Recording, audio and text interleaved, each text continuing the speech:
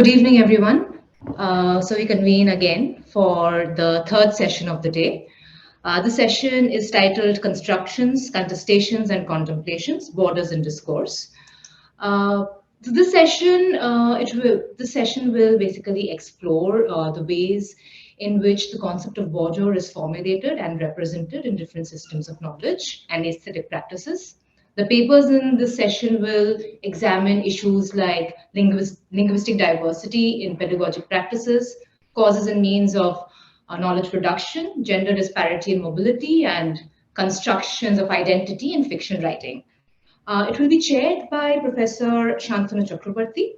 Professor Chakrabarti is professor in the Department of History, University of Calcutta, India.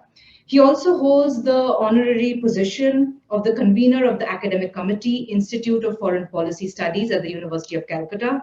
He's a former research fellow in the Institute for Defense Studies and Analysis in New Delhi. His key research areas include South Asian regional dynamics, security studies with special focus on privatization of security and comprehensive security agenda in Asia, connectivity processes in Asia, historical and contemporary trends, and Indian foreign policy making. Welcome, Professor Shantanu Chakrabarti. Just a few things to point out. All participants are requested to stick to 15 minutes. All speakers, please stick to 15 minutes. We will have a round of question and answers. That's up to the chair, whether he would like to take all questions at the end of all presentations. One more thing we would just like to add, Professor Chakrabarti, would you want us to keep the timing? In that case, after 13 minutes of the presentation is over, we can give a quick round of indication, which will sound something like this. I think that would be good. Yeah, so then we will do the timekeeping at 13 minutes. I just have to be, I then can afford to be less rude to the participants. Yeah, I mean, there's always a problem like that. We really can't do much, but we really want to stick to the timing so that we have some more panels after this so that we can stick to them. All right, then, Professor Shantanu Chakrabarti, we invite you to take over the session. Thank you, Richa. Let me first thank the organizers for their kind invitation, allowing me to be here. It's always good to participate in all the MAHE organized programs here, so I'm glad to be here. This session would focus on an interesting theme in social sciences, particularly from the stream which I come from, as a student of history, as someone who also dabbles a little bit into issues related to IR security. We all know that borders are complex issues. Borders are multidimensional. In terms of theoretical discussions of borders, as we know, border thinking has been defined by many scholars who work on border thinking as epistemology of exteriority, which is defined by epistemic difference as well as geographical distance. And the main aim is to launch a counterattack on what is defined as quote unquote the core, which in this case of knowledge building is usually regarded as heavily loaded in terms of historic growth, the domination of the Western paradigm in almost all sectors. Now, how does the periphery decides to deal with this core of Western, so-called Western domination is interesting. Do you engage with it in a constructive manner? Do you want to include paradigms of non-Western origin within this mainstream core, or do you want to attack and dismantle it?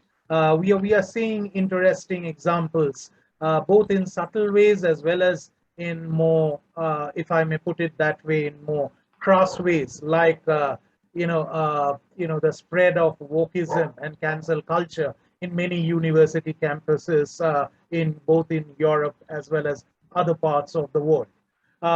Now, the session 3 seems to be an interesting session, as it would be focusing on some of these issues.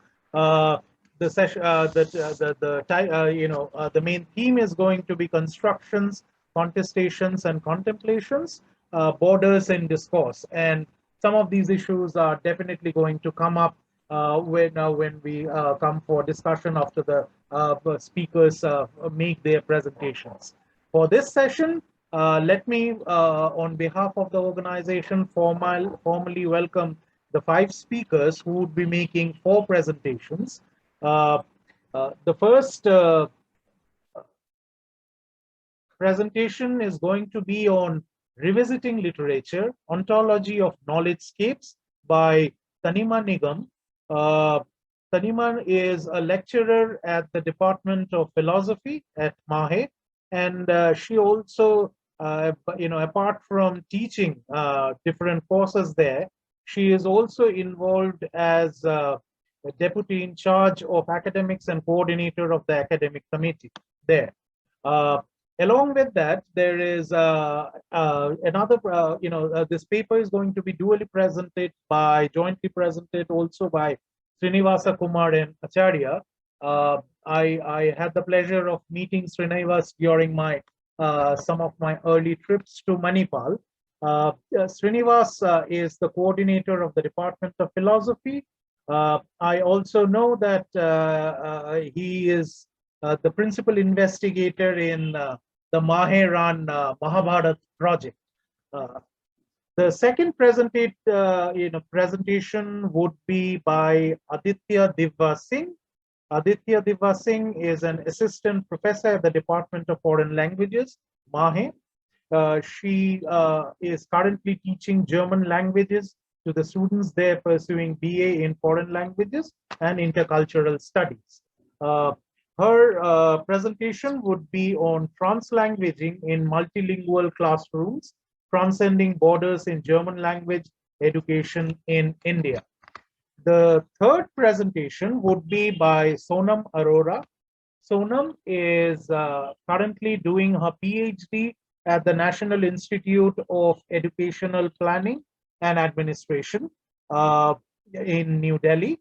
And her specialization is on higher education, economics, and economic development. She has done her MPhil in educational planning and administration from the same institute, with masters in economics from Gokhale Institute of Politics and Economics in Pune. The fourth presentation would be on Transatlantic University and Academic Identity in the Campus Novel, a study of Reggie Mesa Smith's Smith conundrum. This would be done by Rahul Putty. Rahul is someone with whom I have interacted also during my early trips to Manipal. Rahul, it's good to meet Rahul online again. Rahul is the coordinator in the of Department of Languages, Manipal Academic of Higher Education. Along with this, he is also engaged in the designing and teaching of innovative modules centered on cultural and linguistic mediation. So since time is limited, without wasting any more time, may I request the first 2 speakers, Srinivasa, Acharya, and Tanima Nigam. I presume both of you would be speaking, or would one of you would be present making a presentation? I would be doing the presentation, but Tanima would also speak. Okay, fine. And just remember, as Richa said, the time limit of 15 minutes. So please. Can I quickly intervene, and ask all the presenters of this session, along with Srinivasa and Tanima, Mr. Rahul Putty, Ms. Sonam Arora, and Ms. Aditya Divya Singh, to keep their cameras on for the duration of the session. Thank you. Namaste and good evening, everyone. And also thanks to Professor Shantanu Chakrabarti for his cordial welcome. I, Srini, with my colleague Tanima, the faculty members of the Department of Philosophy at MAHE are presenting on revisiting literature's ontology of knowledge schemes. Firstly, we express our gratitude to the Jean Monnet Center of Excellence, Manipal Center for European Studies, MCES, and Manipal Academy of Higher Education and Institution of Excellence for this opportunity. While designing the Masters in Philosophical and Philological Studies in Manipal, we encountered certain educational or pedagogic concerns that what all courses or topics should the MA programs deal with. The result of such an inquiry led us to conduct a study on how these programs are being conceived in other higher education institutions. So we went through many syllabi of several institutions, both modern and traditional. Despite studying philosophy in Indian higher education institutions, both of us, we are both trained, one in a traditional knowledge scape and the other one in the modern one. Given our personal experience, those are the subject matter, philosophy is the same, that is what we study. We could see stark differences in the pedagogy, both content and approach. Both these pedagogies have either operated in silos with one's own framework or provide some minimal exposure to the concerns of the other systems. This evinces the hypothetical claim that there is a significant scarcity or non-negligible absence of intercultural or intertemporal mobility of ideas in these pedagogies. Given our survey of higher education institution curricula in humanities, particularly philosophy, literature, linguistics, and other humanities, there is less, sometimes and mostly no exposure to other philosophical disciplines, even literary cultures. What I mean is that the traditional education focuses on Sanskrit classics and modern higher education institution on Western discourses. The disciplinary rift is created from both ends. This is not only the case of Indian higher education curricula, as we will discuss it in the case of foreign institutions as well. Similarly, the reference works, publications such as manuals, handbooks, companions, and other research journals indexed by the Scopus or Web of Science also do not provide equal or adequate space to the Indian intellectual traditions. These Rutledge, Oxford, and others in their handbooks on epistemology, aesthetics, and other philosophical or humanities disciplines, either the research journal articles or the book chapters on Indian knowledge systems find no space mostly. This asymmetrical academic space for the Asian or non-Western traditions have been pointed out by the Oriental or Global South scholarly community in their exclusive handbooks of Vedanta, Indian aesthetics, Indian philosophy, and others published by the same publishers.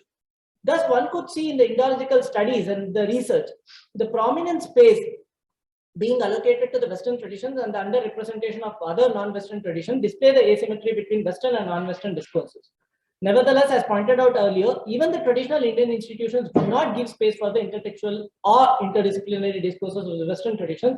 Thus, both end up being in silos. Also, as Sanskrit scholar Sheldon Pollock points out this in his work, Literary Cultures, that these intellectual traditions of 14 languages whose history span some 2 millennia and embody the expressive synergies of something close to 1/5 of humanity. It's humanity and not humanity, that's the title. Less than half are formally studied at more than 1 or 2 universities in the US. He also says some are not taught anywhere or taught in such a way that the South Asian dimension is effectively marginalized, all evidence of its historical centrality notwithstanding. Whether a liberal arts or other academic discipline, while discussing or arguing on a particular scientific theory or concept, predominantly borrows from Western discourses, and in very rare instances, Indian discourses attain the status of passing remark. These plethora of references to Western ideas is a testimony to the fact that Western method or Eurocentric method is considered as the universal scientific method, and thus attributing objectivity to the West-centric knowledge flow. Julian Baggini, in his long read on About Time Why Western Philosophy Can Only Teach Us So Much, writes that Eurocentric hegemony is posing as universalism. Sensitivity is lost to the very different needs of different cultures at different times and places. This posing as universalism is widespread and often implicit with Western concepts being taken as universal, but Indian ones remaining Indian, Chinese remaining Chinese, and so on. To end this presence, J.L. Garfield and Brian W. Van Orden proposed that those departments of philosophy that refuse to teach anything from non-Western traditions at least have the decency to call themselves departments of Western philosophy and not departments of philosophy. Another major concern here is the unidimensionality, which we will discuss in the next slide. Julian Baggini also says that at the very least, there is a contradiction in saying there are no universal truths, since that is itself a universal claim about the nature of truth. The right view probably lies somewhere between the claims of naive universalists and those of defined localists. There seems to be a sense in which even the universalist aspiration has to be rooted in something more particular. T.S. Eliot is supposed to have said, although it is only easy for a writer to be local without being universal. I doubt whether a poet or a novelist can be universal without being local too. To be purely universal is to inhabit an abstract universe too detached from the real world. But just as a novelist can touch on universals of the human condition through the particulars of a couple of characters and a specific story. So, our different regional philosophical traditions can shed light on more universal philosophical truths, even though they approach from their own specific angles. Now, a question could arise, is there an objective truth or method through which we can understand everything? Here, the metaphysical concern would be to judge the objective truth. One should have objective understanding of the object. For example, if one perceives a square table, that would possibly be square for everyone, that's an assumption. What if the second subject perceives it as rectangle? The general assumption here is the second subject who perceives the square table as rectangle is wrong, but the object, unless perceived and stated as square by the first subject, how did we come to know the size of the object? Therefore, in this case, there are two countering sides attributing contrary sizes or shapes to the same object. I would like to quote the 13th century philosopher from Udupi Manipal region, Acharya Madhva. His statement on moksha or mukti, discussed in his Vedanta commentaries, that the subjective experience of objective reality is enlightenment, and that knowledge results to liberation, the ultimate human destiny, or it's more than human destiny, it's the destiny of a conscious creature. The point to note here is that each and every individual or culture who will perceive the universe in their own way, such a subjective experience of the objective reality, which could be corroborated with almost all other understanding, is called truth. It is not to say that universal truth does not exist, but to attribute universality to one method is sublating the other. How could one so easily judge what is universal method if one continues to emphasize Western methods as objective? That would be another form of intellectual colonialism or cognitive enslavement. I mean, time is running. We have just 5 minutes. Now, the major concern also is that the other Indian knowledge, intellectual traditions or Indian knowledge systems or non-Western traditions have been underrepresented either within their own higher education institutions or even outside. So this is also due to the incommensurability of the standards that are set by the Western traditions that are dominantly studied in the Western context. So we could see that this has created the Western bias, which Pasaro points out, is that if I want to study Nyaya categories, Nyaya logic, which is mostly subsumed under Aristotelian theoretical framework, and also this sometimes is led to assume that there is no methodical reasoning in India. Okay, and at the same time, many a times this question I have encountered is that, is there Renaissance or is there Enlightenment in India? Is there Romanticism in India? So even looking at the Indian literary movements, which are very, very comparable or similar to the West, and particularly when we have to study them critically, the critical lens predominantly is the Western method. And also there are a lot of other problems that the Western approach encounters, is that the missing of referencing in Indian text. It's not that there is no referencing, but the style that has been adopted maybe 100 years or 200 years ago, that style is completely absent in 1,000-year-old tradition. And at the same time, it's not just the Western bias does exist, but even the Indian bias exists. For example, whether it is Vedic philosophy or Vedic literature or non-Vedic philosophy or non-Vedic literature, Vedas somewhere found are seen as sound foundational. So many of the traditional scholars do look for are there foundational texts in like Vedas in Western world, and at the same time they also many a times, like for example disciplines like aesthetics and others, ethics and others, they they are little confused whether they do occupy philosophical status for those systems that do not have specific epistemological and ontological category. This is basically due to their own preoccupied knowledge scapes.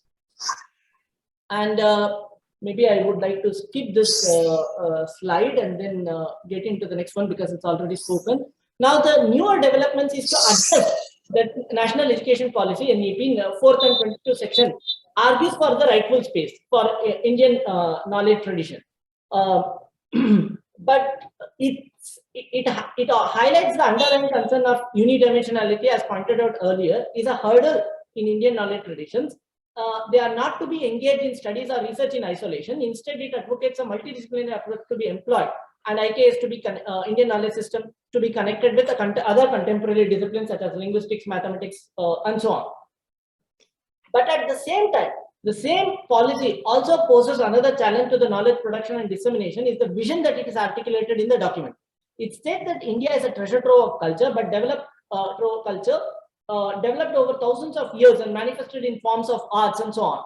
Crores of people from around the world would partake in reading the classical literature of India, practicing yoga and meditation, being inspired by Indian philosophy.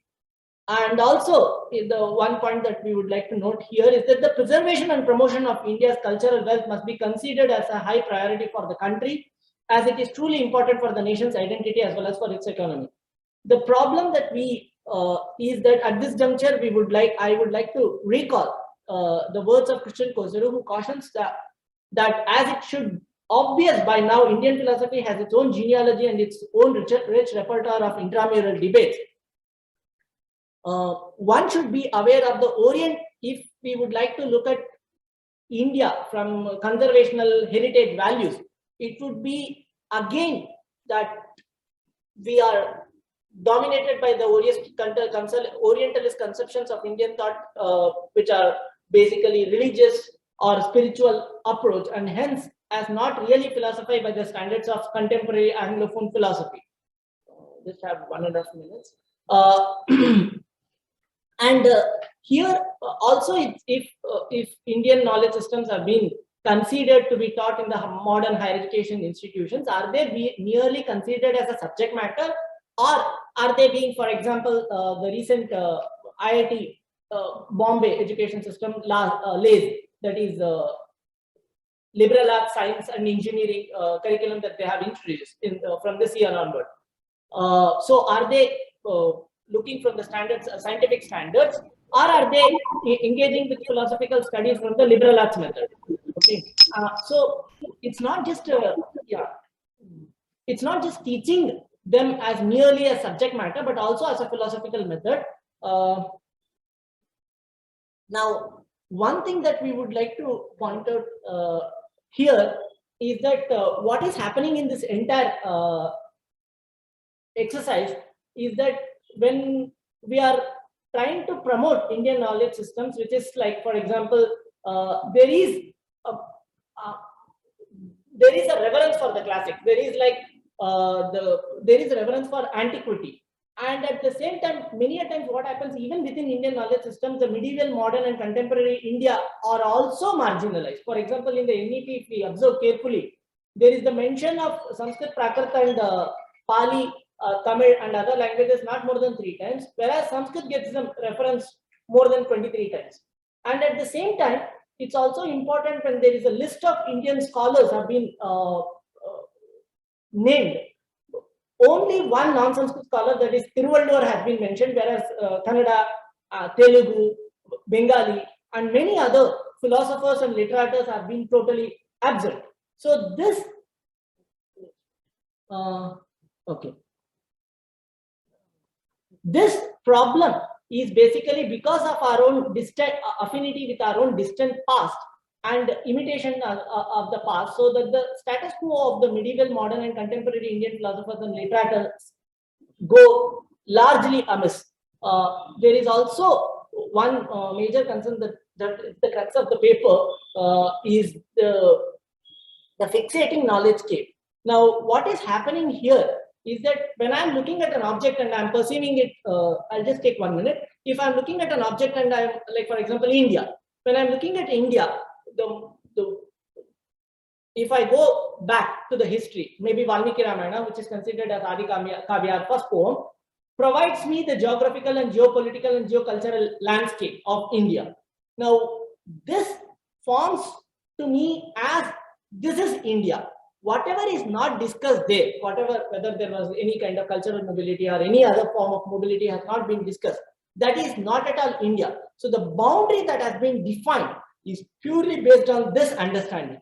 And at the same time, what happens? So anything that is not part of any civilization or any human mobility that is not part of this, that is, for example, whether it is Mughal or British, who may not be part of this landscape in their origin, they are considered as not part of India. So that is the one of the major reasons in which Persian, Urdu literatures are left out in the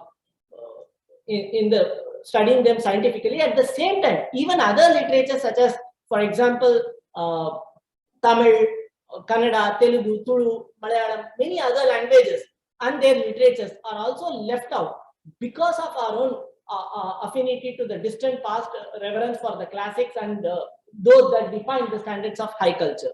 At the end, the way to encounter this problem would be crossing the borders, that is the mobility of ideas from through the methods of intertextuality and interdisciplinarity. It is not just translating the text from one language to another, it is also translanguaging context from one language to another. For example, if you have to study, it's possible to study Indian text in Western English, but it's not possible to study because the translation has not been conducted for, if I want to study Gadamer in Sanskrit or Tamil or Kannada.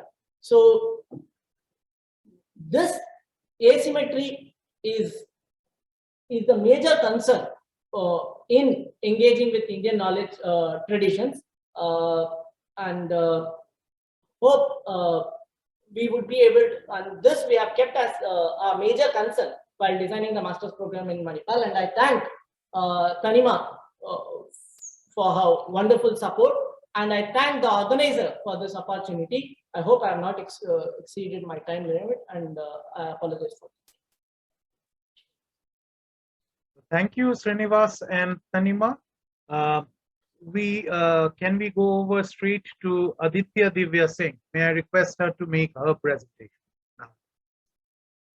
Good evening, everyone. I'll just share my presentation and start. All right. So, as is evident, my presentation is based on translanguaging in multilingual classrooms, and it's about transcending borders in German language education in India. Language education is very closely linked to the concept of crossing borders, whether it be in terms of geographically distant areas, or between theory and practice, or even between the diverse disciplines that permeate our profession. As is evident from the Latin prefix trans, the meaning across or going beyond, translanguaging is a very integral part or component of border crossing and border pedagogy. So the presentation will take a look at the shift in language pedagogy, the development of translanguaging and some of the strategies that it employs in language classrooms, and very briefly at the relation to the idea of border crossing, and it would then move on to focus on the inclusion of translanguaging in German language education in India, based on a survey of German language instructors at various levels of learning across the country. And additionally, the study examines the instructors' inclination to appreciate the cultural and linguistic diversity of their learners. So one of the major aspects of language acquisition is, of course, communication and interaction, but it also forms the basis for knowledge building. So in other words, learning through languages. This means that the language dimension is of highest importance for access to all subjects at every level of learning. And therefore, the proficiency in a language, particularly at the level of schooling, represents a major asset not only for the learners themselves, but also for the educational institutions that they are part of, and for social cohesion, as well as for the future of democratic and diverse knowledge societies. Language education is definitely not merely a technical matter, but it is buttressed by a different set of values, and it is therefore very essential to take the fullest possible account of the multitude of functions that languages can perform in teaching and learning of various subjects. And it is equally essential to commit to promoting fairness in access to knowledge, along with encouraging equity and inclusivity in education. So the confinement of language education to a particular area of the curriculum, especially with regards to the usage of academic language, can perpetuate inequalities and disenfranchise already marginalized sections of the society. And for learners who are from a socially disadvantaged background, or those who have a different language spoken at home compared to the one of the medium of instruction, there is what one might call the creation of a hidden curriculum, where the students not only have to bridge the gap or cover the hurdle of learning the contents of the subject matter, but also to understand the language of instruction. Traditionally, language teaching has often centered around monolithic versions of typically Western or target culture, and it has often erroneously, of course, assumed that both the source and the target cultures are homogeneous in their composition. So the past few decades have witnessed a shift towards bilingualism, and then from bilingualism to multilingualism. And initiatives such as the Council of Europe's platform for plurilingualism and intercultural education encourages the development of plurilingual competences while continuing to foster multilingualism. And just to go over quickly of what the distinction between the two terms is that the term multilingualism refers to social settings where two or more languages coexist, whereas the word plurilingualism pertains to individuals having a range of interrelating and interacting proficiencies in more than one language. And it stresses the fact that the expansion of an individual's experience of language and the cultural context that come with it, involving the movement from the language of home to the language of the society, and then moving on to the language of other people and other nations, shows that they cannot be kept strictly demarcated in mental compartments, and instead they build up a communicative competence which encompasses all knowledge and experiences of the multiple languages. And in addition to this, there has been a realization that despite the commonalities that unite the language professionals, language teaching and learning has to be lived out locally, and there has been an increased acceptance of hybrid identities and what Gramsci called as cultural third spaces. So language education is moving away from universalist beliefs with the emergence of what is called as the post-method condition. And there's been a growing legitimization of pedagogical methods which are in tune with local values and educational practices. So there's been an appearance of a lot of new terms related to language education generally, and foreign language education in specific, such as flexible bilingualism and translingual practices and translanguaging. So I will be focusing on the concept of translanguaging. It was first used by Ken Williams as the Welsh term TROCP, and in 1994, and it refers to pedagogical practice where students in a bilingual Welsh and English schoolroom were asked to alternate between languages for the purpose of receptive or productive work.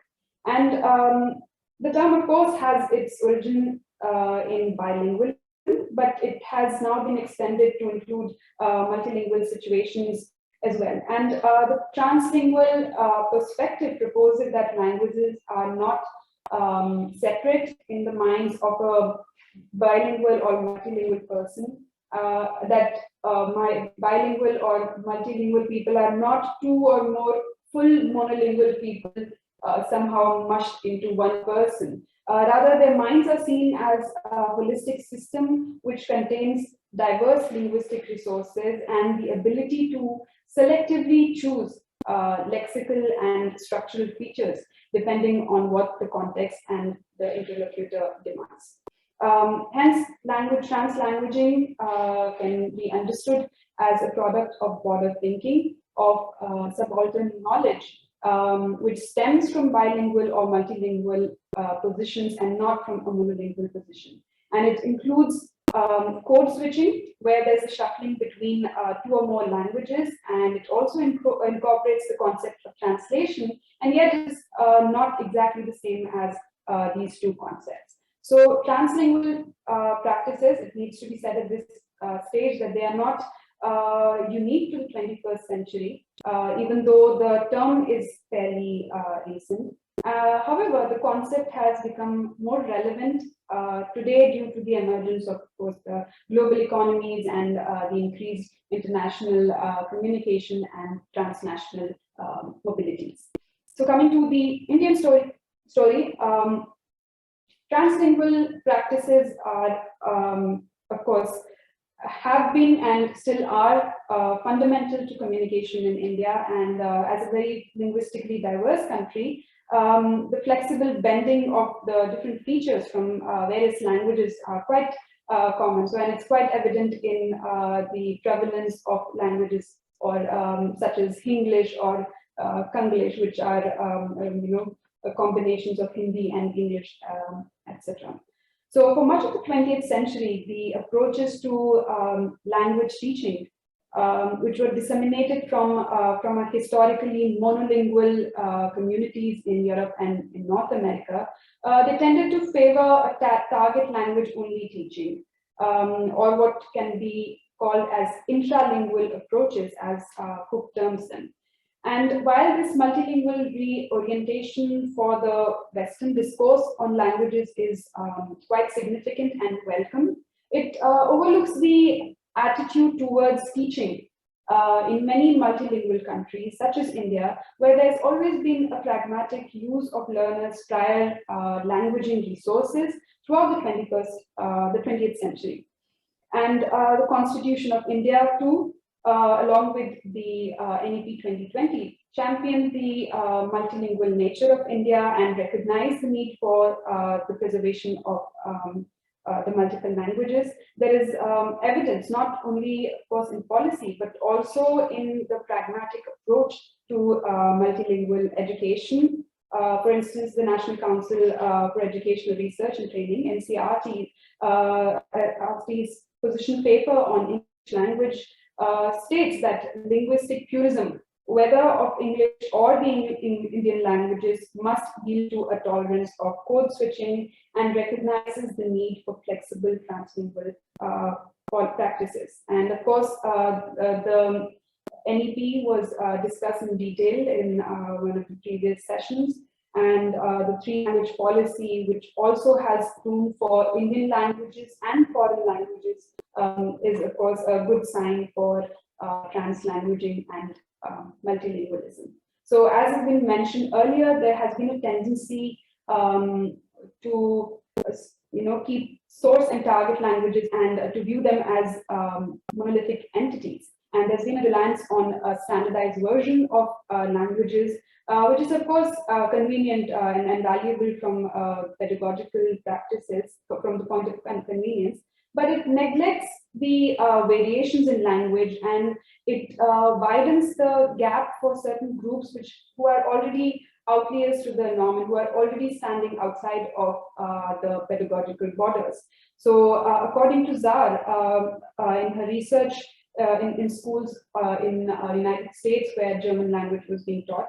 A review of the curricula for German as a foreign language showed that textbooks and teaching materials for German were written assuming that the students were monolingual English speakers, and it omitted speakers of other languages.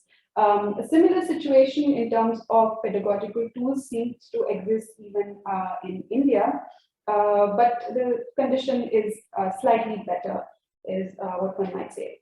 So coming to the survey that I had conducted in this field, the study covered 43 instructors who teach German language at different levels, and they were from 14 states across India. And they were asked to answer 28 questions, my apologies, which intended to examine how teachers of German as a foreign language, or Deutsch als Fremdsprache, as it is known, do or do not make use of other languages in their teaching and learning process. And the survey also aimed to gain clarity on the use of regional languages in the acquisition of the foreign language, in contrast to the monopoly of English as an intermediary language. And the teaching experience of the instructors who participated in the survey ranged from 1 year to more than 30 years. So there was quite a wide range in terms of experience. And the majority of the respondents, at approximately 32%, had been teaching German for 10 to 12 years. So some of the sample questions from this survey I have shared here. Looking at the first question, the respondents had been given the option to choose multiple answers with regards to levels at which they taught, as many foreign language instructors often work as freelance or are employed at more than one institution. And there is a wide variety of instructors who are teaching at different educational levels across India. And the responses to the question regarding the type of institutions that the teachers are working in showed that as many as 60% of them were employed at private institutions, while only 14% of the respondents worked at government institutes. So similarly, most of the respondents, at a percentage of 81.4, taught at institutes located in urban areas. So there is definitely some, the survey is slightly skewed towards urban and private institutions. But to look at the type of languages that these instructors speak, it's very clear that the multilingual nature of the Indian subcontinent and the society is quite apparent in the overwhelming majority of the respondents who claim that they spoke 2 to 5 languages. However, in another question, the medium of instruction was reported to be predominantly English, with other Indian languages coming in with figures in single digits.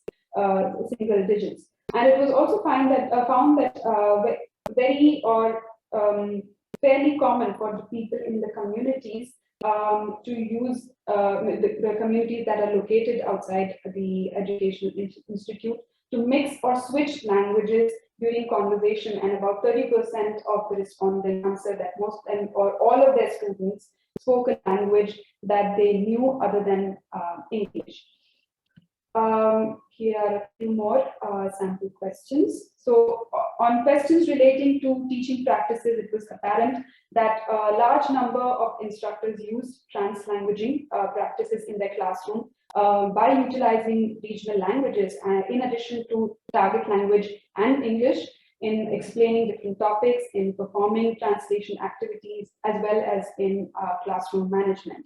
As many as 41.9% of the language instructors claim to encourage their students regularly to compare and contrast the way things like grammar and vocabulary and cultural nuances are expressed in different languages.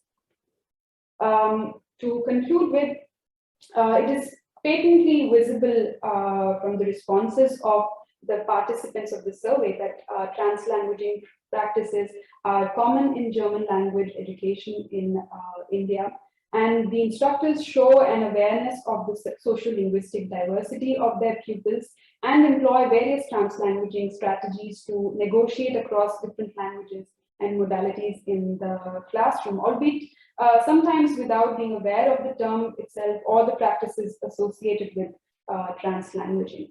And there is naturally some hesitance, and one might say even some resistance in using languages other than the target language due to the nature of foreign language pedagogy. But as schools and institutes of higher education in German-speaking countries are taking steps in the direction of more inclusive and multilingual education due to the rise in migration and the changing nature of the society, it is expected to see an increase in the legitimization of translanguaging in India as well. And as Henry Giroux argued that there are hegemonic systems which are implicit in the societal ideologies which reinforce the dominant cultural narratives, and it is up to the educational institutions who have the ability and the opportunity to reimagine the construction of power, knowledge, and identity like no other social institutions can. So it becomes so absolutely necessary to not only accommodate, but also to encourage pluralism of cultures and languages. And translanguaging certainly proves to promise many benefits in that the goal of including translanguaging as an aspect of second or foreign language acquisition pedagogy is to move beyond simple sentence level constructions or grammatical concerns, and to focus more heavily on discourse issues and on the rhetoric of communication.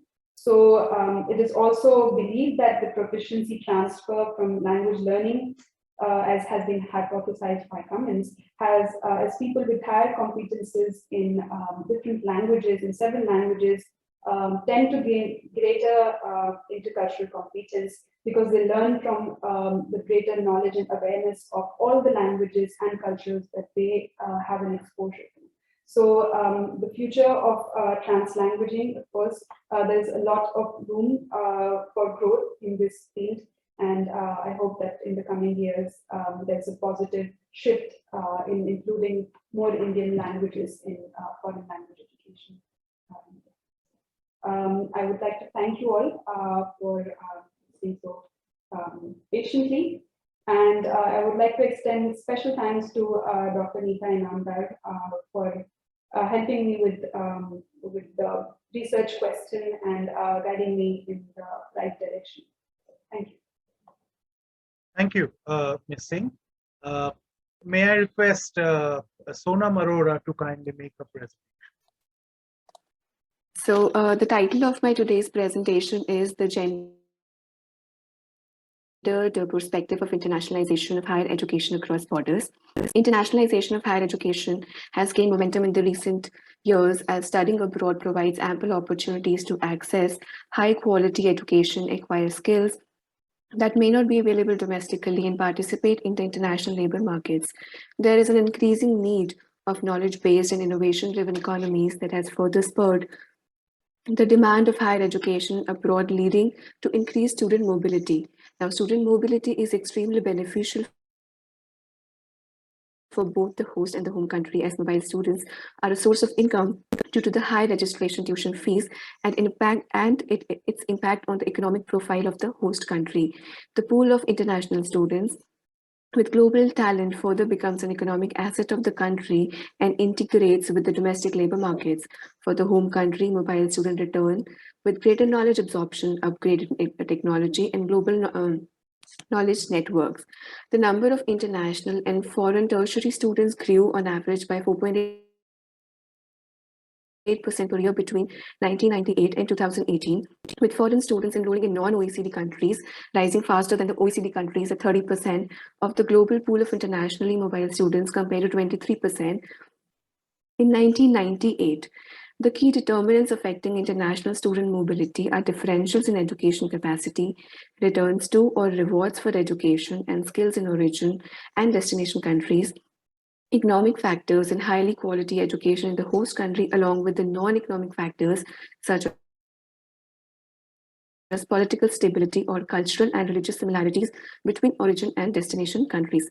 Across OECD countries, the share of women among mobile students generally decreases with higher tertiary level, and the difference between the share of women among internationally mobile bachelor's and doctoral students exceeds 15 percentage points in about a quarter of them. Countries across the globe have taken initiatives to bring more women into the education sector and take up employment, and results have been extremely good, with women's employment in higher education growing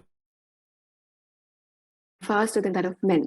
Despite this progress, it has been observed that women's participation at higher academic levels declines and falls behind that of men, and their participation in global academic mobility has increased, but at a slow rate, from 44% of women pursuing higher education overseas in 1999 to 48% in 2012.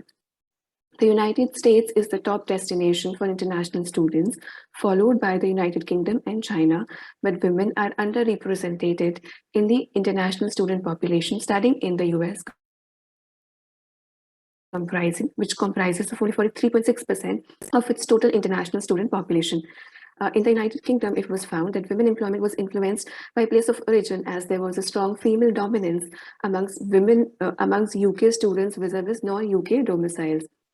It was suggested that despite the gender gap when compared with domestic enrollment trends, women benefit from international enrollment because the gender gap may be smaller than at institutions in their home countries. Finlay also pointed out that it might well be concluded that the way that student migration channel operates relative to these source countries may actually favor women. Gender equality in education has long been an international objective of organizations such as UNESCO and has evolved into a global movement characterized as education for all. Gender equality is looked upon as parity between men and women irrespective of any parameters, and the fundamental reason behind ensuring equality is to eradicate the differentials and ensure free movement, participation, and access to education by everyone. It was highlighted that differences in participation are to be identified as gender disparities and must therefore be eliminated. Additionally, it has been argued that international norms of gender equality are evolving beyond parity towards substantive equality that goes beyond equal treatment under the law of redressing disadvantage. There are different approaches to gender equality, and though participation data is often used as the key metric for gender analysis, equality in the rates does not suggest that it has been achieved, and all forms of inequalities that are perpetuated are eradicated.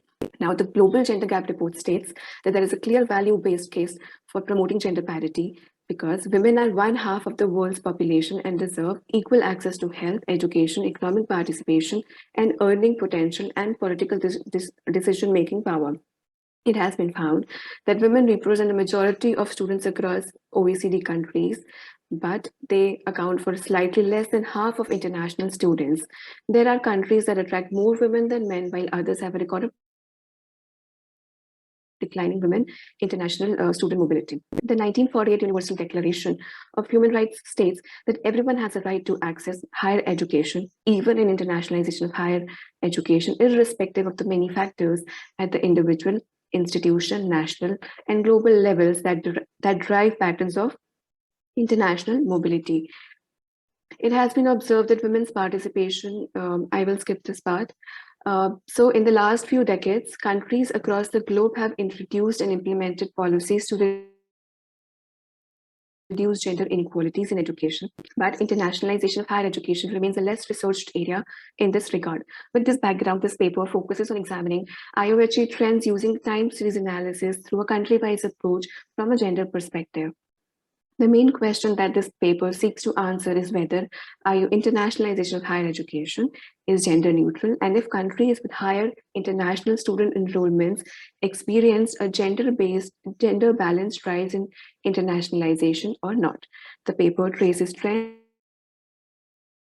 in IOHE and categorizes countries depending upon trends in participation of women in IOHE. The recent trends and gender gaps are computed using the secondary data from OECD statistics for the time period 2013 to 18. I'm now going to share the results. So when we look at the enrollments by gender, we notice that even though gender gap in year-on-year growth has reduced from 1.7 percentage points in 2013-14 to 0.1 percentage points in 2018-19, the gender gap in absolute international student enrollments has widened from 64,460 persons to 136,943 persons.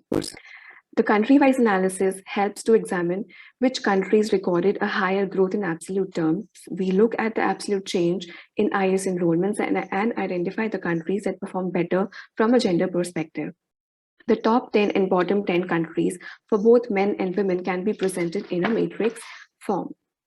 The top 10 countries with high growth in women enrollments are Australia, Canada, Germany, Japan, Korea, Netherlands, Poland, Turkey, United Kingdom, and United States. Also, a majority of these countries also fared better for men international students enrollments, along with Italy and United Kingdom. The bottom 10 countries with low growth of women international student enrollments are Denmark, Estonia, France, Iceland, Israel, Latvia, Lithuania, Luxembourg, and the Slovak Republic and the Slovenia. We notice that United Kingdom is the only country that recorded a high growth in women IS enrollments, but a low growth in men's IS enrollments. We also calculate the rate of change by gender and notice that out of 32 countries, 17 have a lower rate of increase in women IS enrollment than men. Countries where women are underrepresented are Estonia, Germany, Japan, Latvia, Lithuania, out of which Germany and Japan are known as hubs that attract numerous international students from across the world. On the other hand, Chile, Korea, New Zealand, Sweden, and UK are the countries where number of women IS enrollments have outgrown men IS enrollments. The three exceptional countries here are Estonia, Turkey, and United Kingdom as the first two recorded a higher rate of increase in IS enrollments amongst men and women, while the increase in men IS enrollments is quite low in the United Kingdom. When we look at the gender gap in 2018 at levels of education, that is undergraduation, postgrad, doctorate, and overall tertiary education, we notice that as education level rises, the rise in men's IS enrollments is higher than women IS enrollments. Also, 17 out of 13 countries here have an adverse gender gap. On doing a matrix analysis by level of education, we notice that countries that recorded gender gaps at all levels of tertiary education are Australia, Canada, Estonia, Finland, Greece, Latvia, Lithuania, Turkey, and Brazil, while the countries with higher women enrollments in graduation and post-graduation levels are Belgium, Iceland, Japan, Korea, New Zealand, Norway, and United Kingdom. Now, why are these findings so important for us for the overall economic growth and development of the globe? There are many renowned economists, educationists, and academicians who have highlighted the importance of higher education in employment, economic growth, and development. It is through the higher education that the skilled labor force is formed that leads to economic growth via labor productivity. Along with these theories are the sustainable development goals that aim to build a better and sustainable future for all by 2030.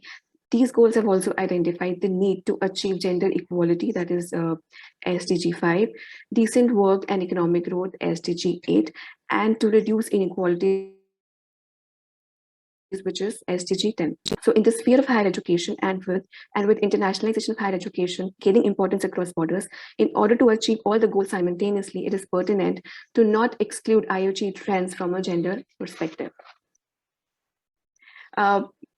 Many theories around the world on gender and women employment have been evolved based on the country's specific experience. These are just some of them. Now, in order to achieve gender equality in IOHE globally, lessons can be learned from countries with higher women IS enrollments. The overall long-term gender trends reveal that these are the countries with favorable women IS enrollments: New Zealand, Korea, Chile, United Kingdom, Iceland, Canada, while France experienced a decline in women enrollments. Also, gender adversity has been recorded in the following countries: Germany, Italy, Slovenia, Estonia, Japan, and Australia. So the country-specific experiences can help draft and prepare models to enhance women IS enrollments across the borders in countries which are doing adversely in terms of gender equality. This also calls for an in-depth analysis of the socio-economic profile, higher educational landscape, and policy programs that incentivize women international mobility in countries with favorable gender gaps. So these are the findings, and the policy recommendation is that country-specific in-depth analysis can be taken up going forward, which can help achieve all the SDGs together in all the countries globally. Yeah, thank you. Thank you so much, Ms. Arora. May I now request Rahul Putty to kindly make his presentation? Yes, good evening to all of you, and a special hello to Shantanu. It's a pleasure to see you again, and thank you for your warm words of introduction. It's always a little daunting when you're the last speaker on already what has been a long day, and it's amply evidenced by the diminishing number of participants, as you see on the list. But nevertheless, I hope what I have to share today might be of interest to you. Okay, so let me share my presentation here, and as I'm doing it, let me express my warm gratitude to my colleagues at the Department of Center for European Studies for having me as part of this conference once again.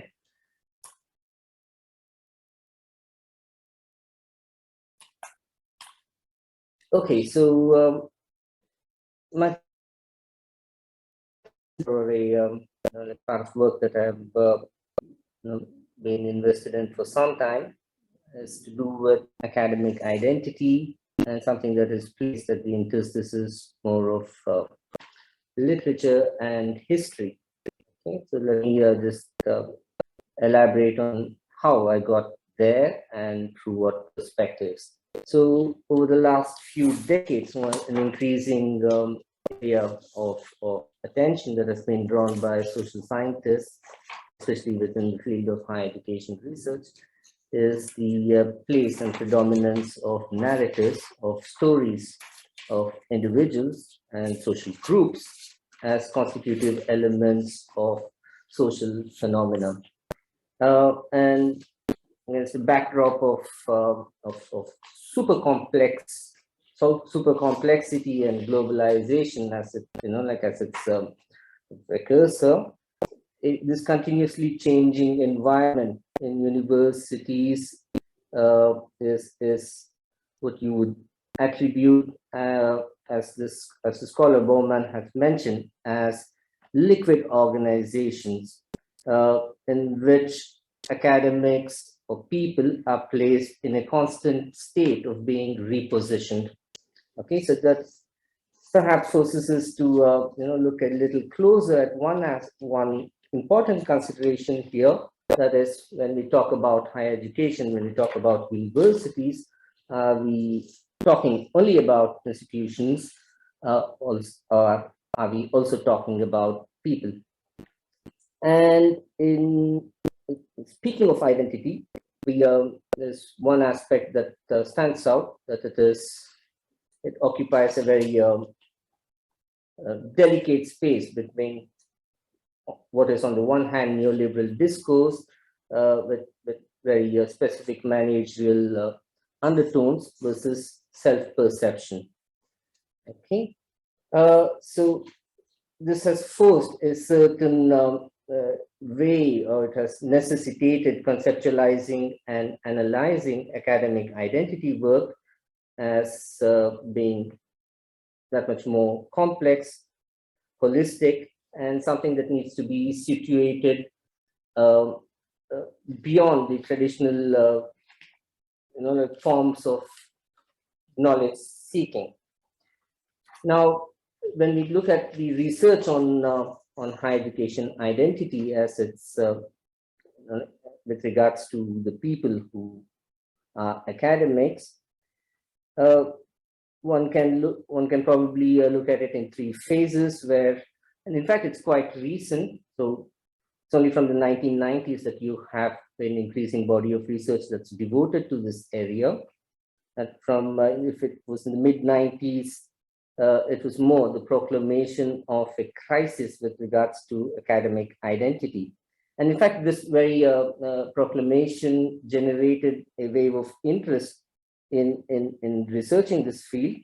And the most influential idea that emerged out of the works of several scholars was that this academic identity is fragmenting as a result of emerging conflicts of values, multiple functions, and loosening of institutional boundaries. So when I say boundaries, that has a very strong reference to the actual theme of this particular session. The loosening of institutional boundaries, and what we also studied through the rubric of internationalization. And in the second wave, the focus of the research was to look at academic identity as a social construction, and where it was seen to be the process of interaction between agency and structure, between the individual and the organization, and it tended to something similar, that it was the prevalence of fragmented identities, and how changes in the broader field of higher education have an impact on the self-perception of academics. And it, in many ways, through several studies, through data sets, and through vast quantitative analysis, this apparent triumphing of structure over agency led to the postulation, and something which we in our work are not entirely unfamiliar with, that most academics are becoming managed professionals. Okay, so these changes described above, or described right now, is which it portends a kind of crisis in universities, and as a result of which the people inhabiting them have to constantly refocus their positions and have to respond to a rapidly changing environment within organizationally prescribed limits. So, and the last phase is where we have it being positioned or it being described as a conflict between the managerialist external aspect of identity and the personal or the internal constructions of authenticity. Okay, so this has been by and large the overview of literature on academic identity, but it also there was reference to another aspect which has been quite characteristic of higher education research itself, that its epistemological base for a long time, and as it continues to this day, is something that's strongly grounded in the disciplines of sociology, management, and economics. So it places a discipline such as humanities, not at any particular disadvantage, but it just raises the question as to when we want to understand when we talk about higher education research itself being interdisciplinary, what exactly do we mean by that, and what would be the role of disciplines such as history or literature in the process. Okay, as I mentioned, the narrative turn in the social sciences, which was precipitated in the late 70s, evinced a particular interest in individuals and group stories as sources for understanding social phenomena. And as the famous historian Hayden White mentioned, that there can be indeed no history, but only historiography. At this stage, it's somewhat of a digression, but it's something absolutely central to the presentation or the underlying idea behind this paper, that is of the work of Bourdieu, of the famous French sociologist Pierre Bourdieu, who's one of the most cited sociologists even in higher education research, and his very famous work, Homo Academicus. Okay, Homo Academicus, which was published in 1984. This book is in many ways the expression of a predicament, and just I would like to point out that the subtitle, the expression of a predicament, does not belong to the book as such, because the book's title is only Homo Academicus. It's only in the presentation that it comes out that way. But this book, when it was published in 1984, it was a compelling study of the inner worlds of the French university and as an extension of French intellectual life. The book was the product, a culmination of a cultivated concern of almost 20 years, which stretched back to the time when he was a young ethnologist of his native region. And by 1984, when he was a distinguished sociologist of international repute at the prestigious Collège de France, the concern for him when he wrote Homo Academicus was something that was central. And I just go back to the previous slide, to this particular image of the Hall of Mirrors. And it was something that Bourdieu was confronted with. What was the relationship between what was being studied and the person studying it? In one sense, this question should not have been, the troubling for a scholar of his stature, because for the depth and diversity of his previous works, whether on the Kabyle society in Algeria, or the sociological profession itself, or his studies on the theory of practice, or his other social critiques on artistic taste, language, consumption, and education too, had already formed a very solid sociological enterprise, which could very easily dig into established canons of philosophy, anthropology, or sociology, with very, very sharp analysis, critiques, and theoretical postulations. But however, this particular aspect of Homo Academicus posed a very, very different problem for him, because for one, taking up to study the professorial world, which he was intimately part of, meant rendering both people he knew, but also himself as objects of study. But this distancing of the scientific subject was not merely the glib expression of any intent or a superficial reflection as such, but what it compelled him to do was to apply the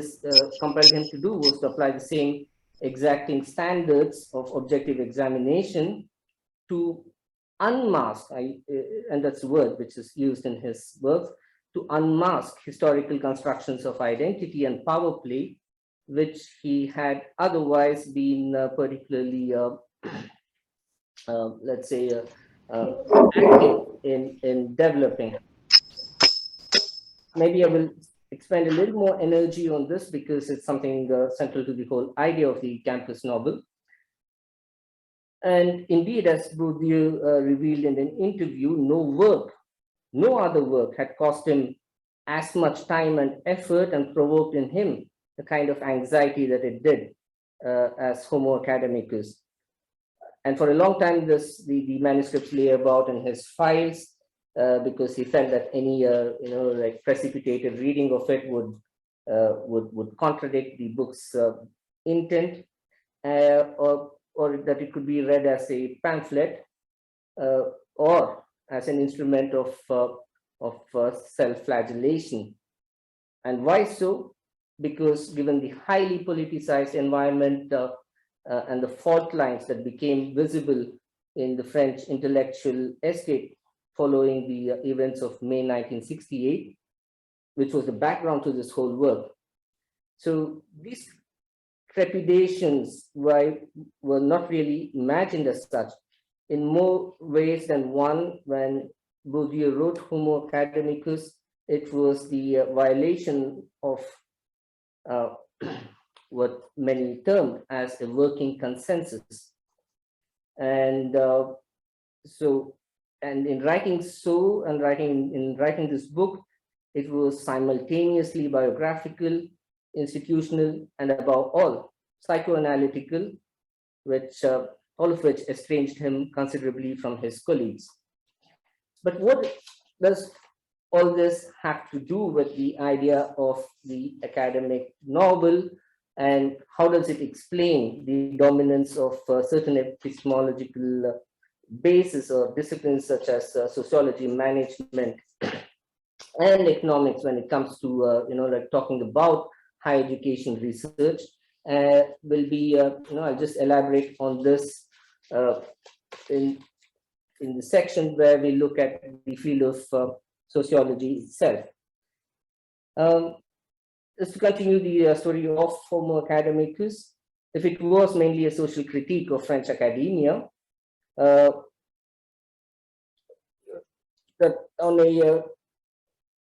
so if it was a critique of French academia, what we could also look at is that if one were to read the book very closely, and this is what was one of the particularly, let's say, invisible aspects of Bourdieu's work, it was one which had very, very deep literary undertones than have hitherto been acknowledged, and which are actually remarkable in the style of expression. The full literary dimensions of Homo Academicus is elaborated,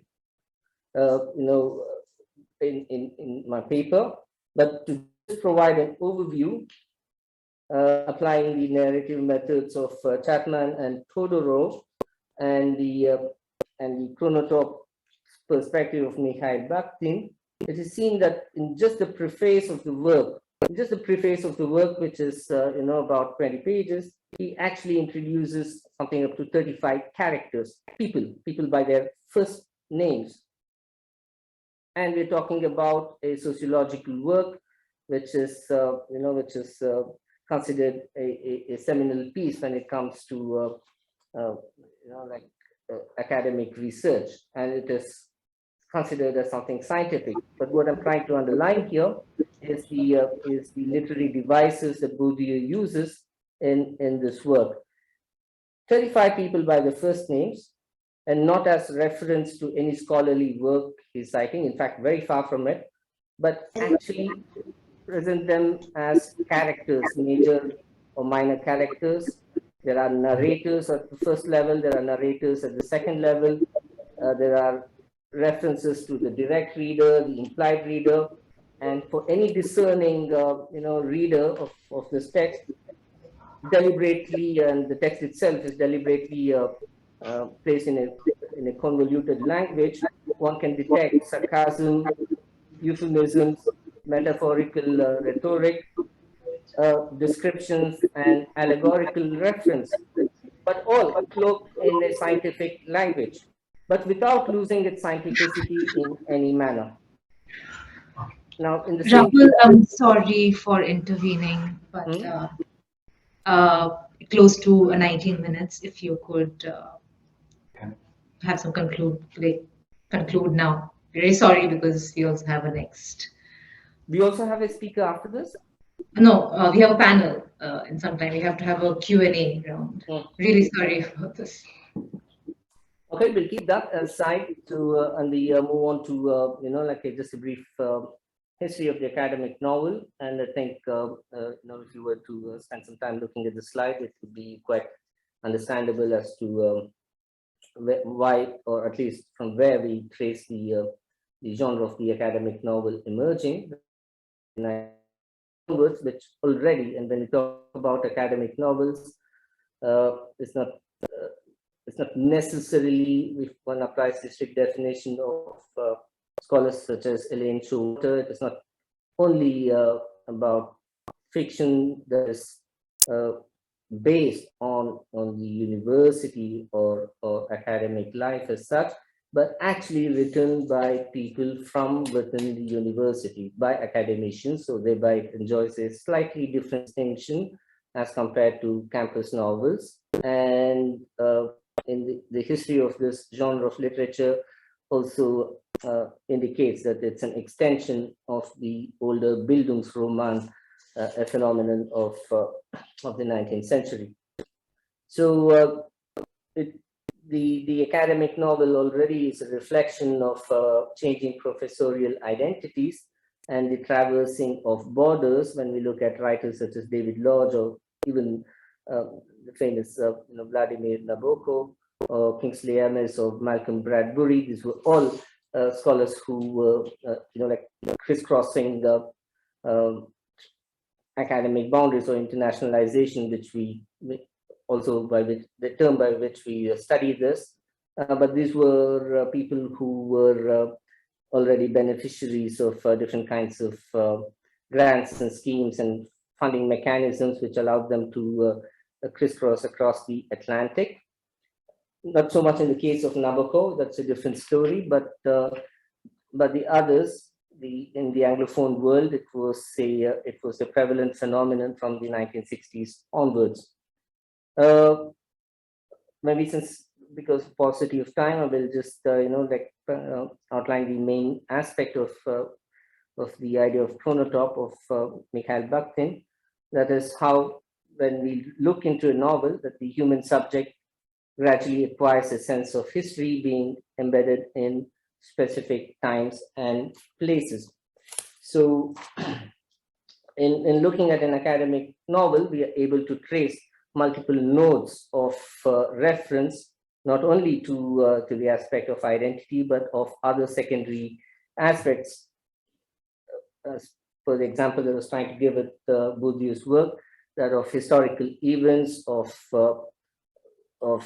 like social phenomena, which is something that is more malleable in the form of writing that we associate with literature as compared to scientific literature.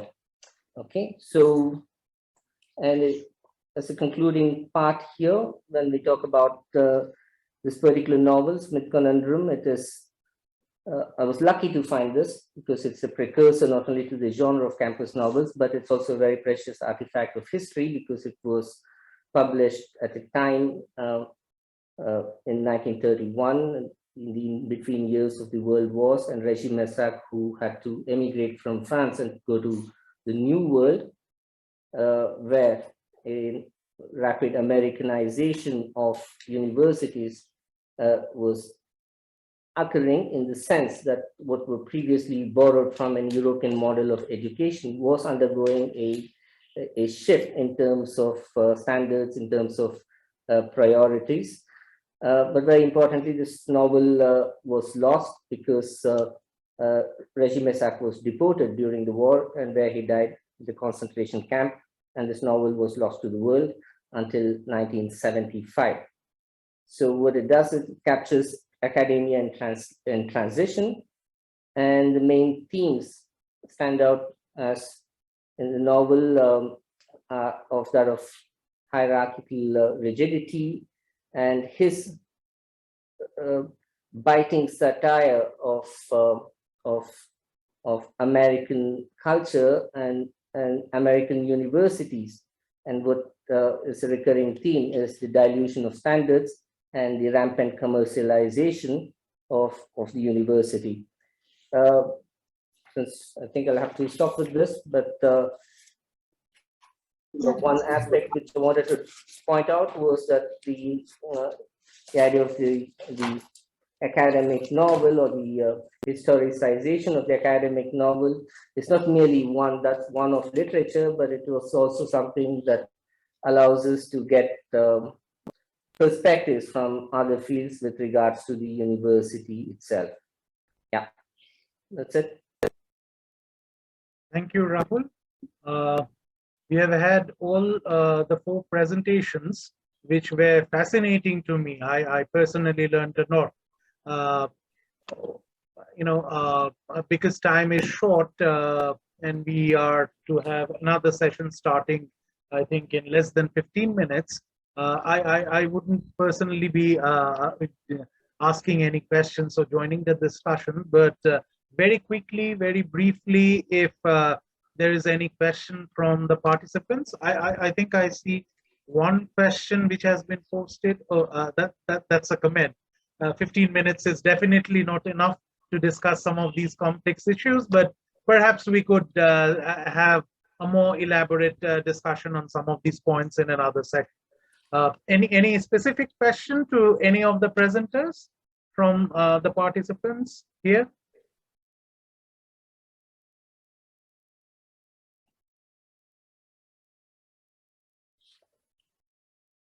I suppose not. So If there is no specific question, let me formally thank all the participants for excellent presentations. As a person who is... Hello? Professor Shantanu, sorry, I think there are Yes. some hand raised. Oh, okay. I will just check. I think it's Sonam and Yeah, can I speak? Yeah, please. Since we have all the experts here from the field of internationalization of higher education, I just wanted to know if anyone can suggest me any special work or any special authors who've worked on gender perspective of internationalization, because I found that the research is quite limited. So this is just maybe I can get some feedback from the panelists here.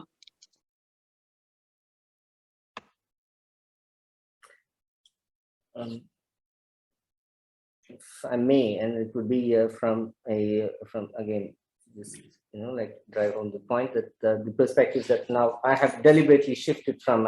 For a long time I was dabbling with very similar kinds of literature and trying to look at higher education from the perspective, from in terms of data, in terms of vast sociological theories. But then somehow I found a different kind of calling with literature. But if there's one thing that you would like to see from a gender perspective, and if you want to look at it from its very like when it began to be talked about, it would be in the late 60s, and Mary McCarthy's The Grooves of Academy would be, at least if not anything, a great entertainment read. And along with that, even the works of David Lodge, especially Changing Places, could be, would give you insights into something beyond the university, and where you have references to multiple events and around the world, and as to how all this then affects the university as an institution. So it gives you that broad, panoramic view.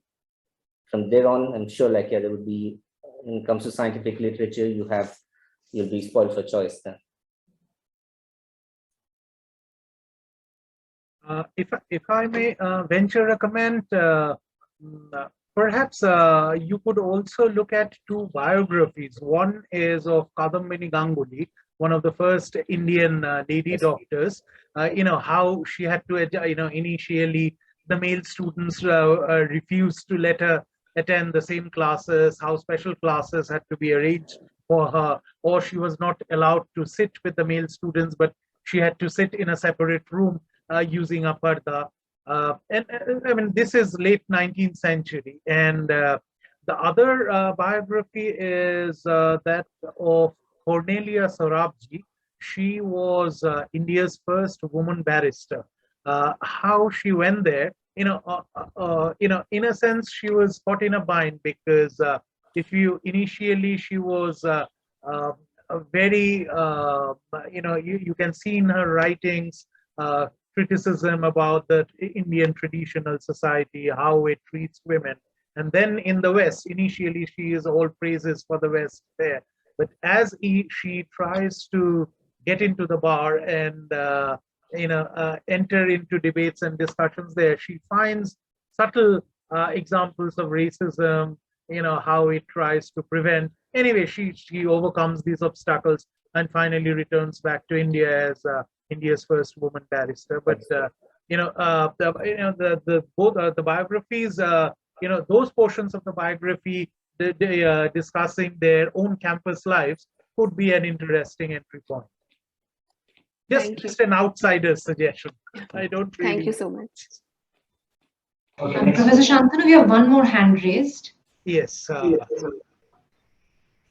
Yes, please go ahead. Yes. Thank you for this wonderful seminar conference, which is organized by MAHE, and then it is giving us a lot of insights.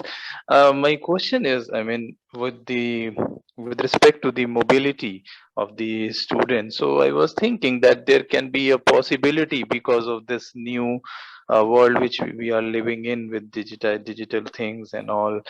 I mean, the short-term projects where within the Erasmus with India, where we can have like short-term projects for doctoral students studying either in the Indian university or these things, because that will reduce cost and things like that, and it can involve more people and give more opportunity to the people, and that is question number one. And second, I was thinking that how when we with this international mobility, I mean, there are challenges like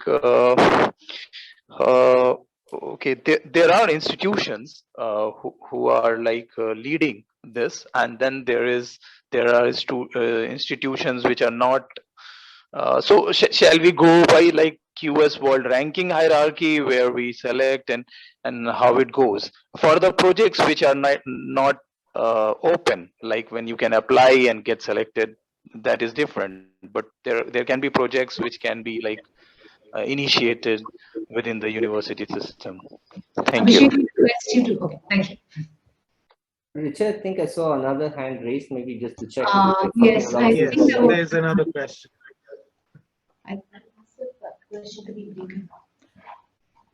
I do see another hand. It was by one Kennedy, not sure. I think it might have been by mistake. Kennedy Munari, yeah. I think there was one question regarding academic novels. Oh, is it there in the chat box? So it's there in the chat box. Okay. I don't see any. I can read out the question. Yes, if you can. It's by Arvinda Bhatt. This question is to Mr. Putty. What role do you think the academic novel plays in theorizing social and philosophical phenomena? You put me back in the same situation that I was in when trying to talk about it. But Arvinda, I address you by your first name as you're my friend and colleague. When I was talking about with regards to the rise of sociology, firstly as a third force between literature and the natural sciences. But since I didn't have much time to elaborate on that, let me just put it briefly here. The academic novel itself does not push towards a theory, but what it has as a as a distinct advantage is that and the main, when you look at natural sciences and sociology, the ultimate weapon for sociology is theory, right? So now, if in Wolf Lepines' 1985 seminal work, which is called The Dry Kulturen, or Between Literature and Science, The Rise of Sociology, it gives us a very rich insight into the origins of the field from the interstices of literature and science. And for a long time, the greatest scientists of the 19th century were also men and women of letters. The academic novel, now this is an interesting point that you raised, because so far not much research has focused on looking at literature, that is what we call as as legitimate sources of information to study social phenomena such as the universities. And it's a very minuscule amount. If at all, when we talk about campus novels, they're studied mainly from the perspective of literary theories. But to examine this connect between, like the academic novel and higher education research, it's still in its infancy, I would say. So there is no such overarching theory that the academic novel in itself can portend with regards to higher education research or higher education, but it serves as one of the like nodes through which universities and higher education can be studied outside of institutional and systemic perspectives, that is from the point of view of individuals and groups. And that's why we talk about this narrative, the narrative turn, even within sociology itself. And when we look at how most of the data is collected through interviews, through personal accounts, and how then they are fitted into larger accounts of larger data sets and writing on other theories, academic novel focuses on the accounts themselves, or it becomes an account in itself rather.